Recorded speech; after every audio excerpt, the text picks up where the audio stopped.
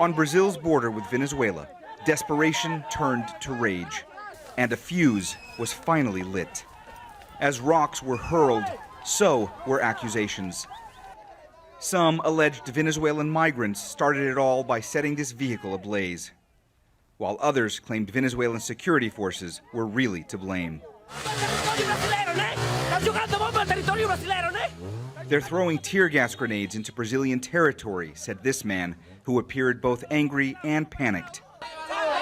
Eventually, the injured were carried away, and Brazil's army stepped in, ordering these men first to put down their rocks, then to move away. Brazil's army has cleared its border with Venezuela. All the people that were up there are now here in the center of the town of Pacaraima. For now, the mood has returned to calm. The question is, will it stay that way? Many were still on edge. I think there was one infiltrator who threw a rock first so that the Venezuelan security forces would be obliged to react against us. They threw rocks and other objects at us in Brazil. Then we started throwing things toward them in Venezuela. Hours earlier, though, it was a very different atmosphere on this border.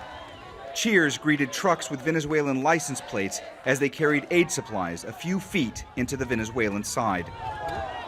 This humanitarian volunteer told me driving the vehicle had filled him with pride and concern.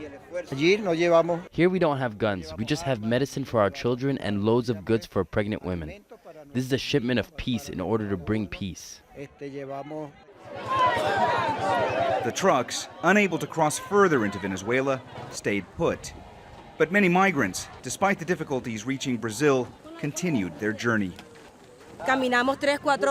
We walked for 3 or 4 hours from Venezuela because there are no buses or cars to transport us. They are burning buses.